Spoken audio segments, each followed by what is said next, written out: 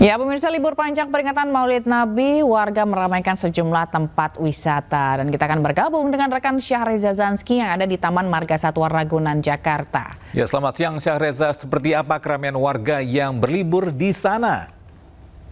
Ya, betul sekali Togi, Zila, dan juga pemirsa di Taman Marga Satwa Ragunan ini begitu ramai ya. Bahkan sejak pukul 8 pagi waktu Indonesia Barat sudah mulai dipenuhi oleh berbagai kalangan, baik itu kalangan keluarga ataupun remaja. Saya akan bergeser sedikit bersama juru kamera Leman tentunya. Seperti inilah situasinya, saya ada di suatu kandang yang satwanya adalah gajah Sumatera. Ini begitu ramai sekali pemirsa, ada banyak anak-anak yang digendong oleh ibunya dan juga oleh ayahnya yang diberi petunjuk soal ini satwa apa dan lain sebagainya begitu. Dan tidak hanya soal satwa gajah, ada berbagai satwa lain seperti jerapah dan juga pelikan dan lain sebagainya. Namun kita ingin berbincang sedikit ya dengan salah satu pemirsa yang ada di sini tentunya untuk bisa mengetahui kenapa memilih liburan di Ragunan dibanding ke tempat wisata lain. Selamat siang Bapak, izin Bapak bisa berbicara sebentar soal liburan pada kali ini dengan Bapak siapa sebelumnya?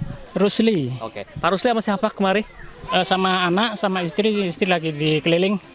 Oke, sama anak ya. Pak Rusli, ini kan sudah masuk ke akhir pekan panjang. Ya. Ada banyak tempat wisata tentunya di Jakarta, tapi kenapa milih di Taman Wisata Ragunan ini? Wisatanya kan rindang ya, kemudian rame dan juga kan anak-anak suka lihat binatang-binatang itu sih, dan murah yang pasti. Artinya memang ini bisa tepat untuk sarana edukatif tentunya Pak ya? Betul ya, anak-anak seneng banget nih lihat gajah, lihat jerapah gitu. Oke, Pak Rusli, terima kasih Pak Rusli atas waktunya. Selamat jalan-jalan kembali tentunya bersama anaknya ya. Oke, Togi, Zila, dan juga pemirsa, itulah tadi memang seru sekali bisa melihat berbagai satwa, tidak hanya gajah juga, dan penting sekali ini dengan hanya Rp4.000 untuk masuk bisa terhibur tentunya dan juga bersuah foto dan juga berinteraksi dengan hewan tentunya dan bisa memperkenalkan anak terhadap ragam satwa yang ada di kawasan Ragunan. Kembali ke Anda, Togi dan Zila. Baik, terima kasih Syahreza atas laporan Anda langsung dari Taman Marga Satwa Ragunan. Selamat bertugas kembali.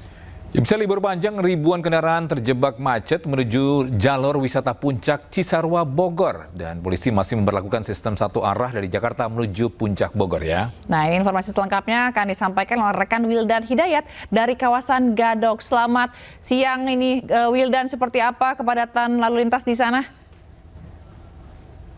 Baik, Bila dan juga Sobi, kita pemirsa di rumah untuk ketahui bahwa pada ini harus lalu lintas dari kawasan wisata Puncak, terutama dari arah Jakarta menuju ke arah Puncak, terlihat di layar kaca Anda bahwa saat ini ribuan kendaraan yang dari arah Jakarta menuju ke Puncak di Simpang Gadok ini terjadi kemacetan yang cukup panjang. Kemacetan ini terjadi di sekitar Simpang Gadok.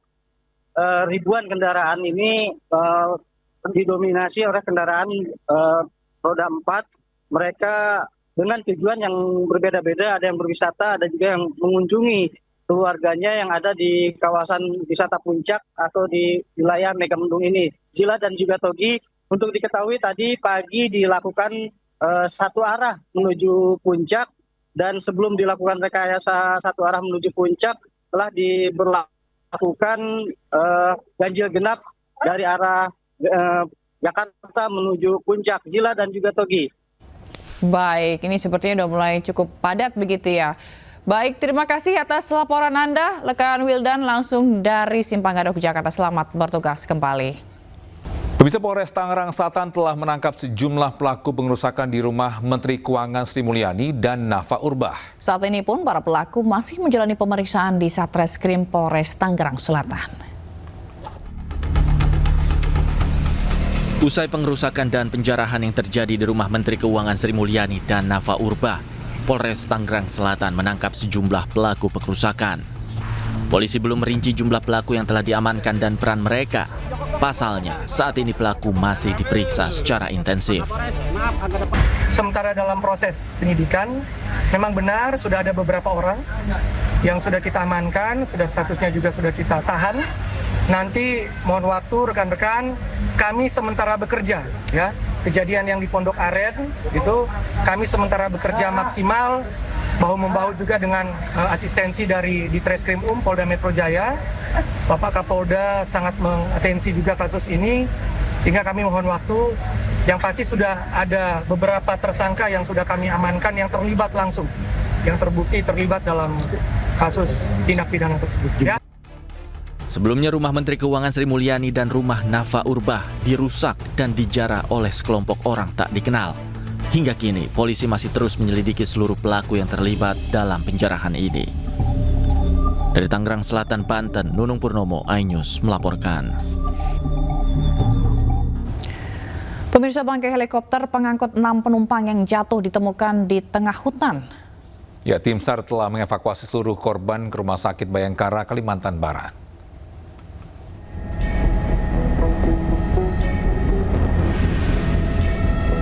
Tim SAR gabungan menemukan bangkai helikopter yang jatuh di hutan kawasan air terjun Mandin Damar, Tanah Bumbu, Kalimantan Selatan. Bangkai helikopter yang terbakar ditemukan sekitar 700 meter dari titik koordinat yang sebelumnya diberikan oleh KNKT. Sementara itu sebanyak 8 korban telah dibawa ke Rumah Sakit Bayangkara, Polda Kalimantan Barat. Evakuasi 8 korban dilakukan melalui jalur darat. Terima kasih penghargaan yang setinggi-tingginya kepada seluruh tim Satuan Tugas Aksi Cepat Tanah Bumbu, pemerintah daerah beserta seluruh masyarakat sekitar kita, dan tim tentunya akan tetap konsisten mensupport segala sesuatu termasuk proses evakuasi hingga selesainya misi kemanusiaan ini. Sebelumnya helikopter dengan kode registrasi PKRGH hilang kontak 10 menit setelah lepas landas dari Bandara Gusti Syamsir Alam Kota Baru pada Senin pagi. Heli yang ditumpangi 2 awak dan 6 penumpang ini jatuh di kawasan air terjun Mandin Damar, Desa Gunung Raya, Kecamatan Mantewe, Kabupaten Tanah Bumbu, Kalimantan Selatan. Dari Tanah Bumbu, Kalimantan Selatan, Zainal Hakim, iNews melaporkan.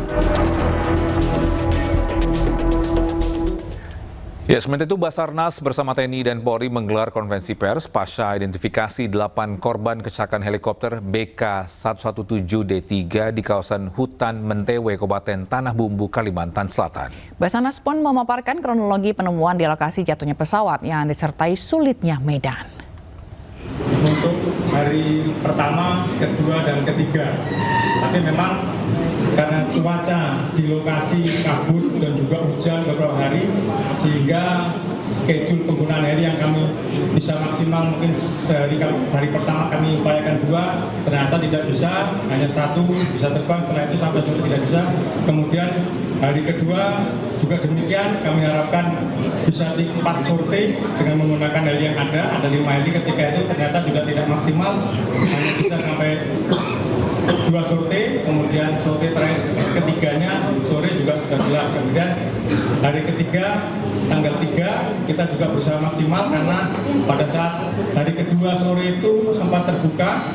Jadi kita menerbangkan heli dari PT WTS Tindo, kan agak terbuka, agak sedikit terlihat tapi juga tidak jelas. Nah, kemudian pada siangnya itu rekan-rekan dari tim darat yang terdiri dari Basarnas, kemudian juga TNI Polri, kemudian rekan-rekan dari kewilayahan termasuk para relawan yang ikut terlibat berhasil menemukan lokasi.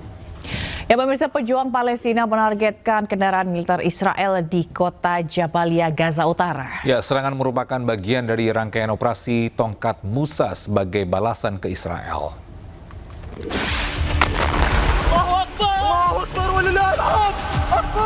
Brigade Al-Qassam merilis rekaman momen pejuang Palestina menargetkan kendaraan militer Zionis Israel di kota Jabalia, Gaza Utara. Hal ini merupakan bagian dari rangkaian operasi Tongkat Musa sebagai balasan atas operasi Gideon Chariot 2 yang dilakukan oleh Israel. Dalam rekaman tersebut, nampak 7 pejuang Brigade Al-Qassam berlari dengan penuh keberanian mendekati sebuah tank yang berisi tentara IDF. Sementara di atasnya ada pesawat nirawak Israel yang tengah mengawasi. Seorang pejuang menyerang tank Israel menggunakan rudal Yasin 105 dan berhasil meledakkannya. Sementara pejuang lainnya menempatkan alat peledak di kendaraan lapis baja tersebut dan mundur sebelum meledak. Rekaman juga menunjukkan seorang pejuang memanjat tank lain dan mencoba membuka kokpit yang terkunci dari dalam untuk melemparkan alat peledak ke dalam. Para pejuang Palestina pun akhirnya menyerang tank tersebut dengan menembaknya dengan rudal Yasin dan senapan mesin. Ya, sementara itu pejuang Hamas juga menargetkan tentara dan kendaraan militer Israel di kawasan Al-Zaitun dan Al-Barasi. Dan informasi ini sekaligus menutup jumpa kita di iNews Today edisi hari ini. Temukan informasi-informasi terbaru lainnya di www.inews.id. Dan cuplikan tayangan berita iNews dapat Anda saksikan di kanal YouTube @officialinews. Pemirsa, iNews hadir pada setiap kondisi dan situasi. Kami tidak diam dan menutup pintu informasi. Kami mengawal suara rakyat agar bisa memberi manfaat dan tetap bermartabat. Demi setelah ini Anda bisa langsung menyaksikan iNews Siang bersama rekan kami Syafati Suryo dan Pram Senjaya. Saya Togi Sinaga. Dan saya Fazilah Khairunisa, pamit undur diri. Selamat beraktivitas. Terima kasih dan sampai jumpa.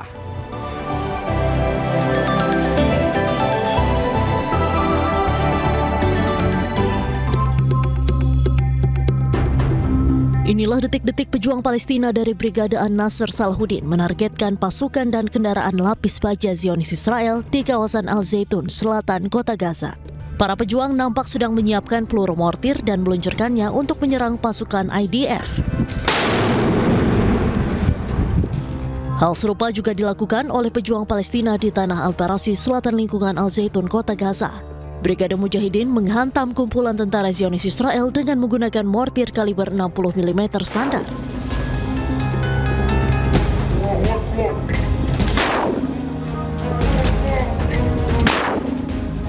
Tembakan yang menargetkan pasukan IDF dan kendaraan lapis baja Israel pun mencapai sasaran dengan tepat dan langsung di barisan mereka.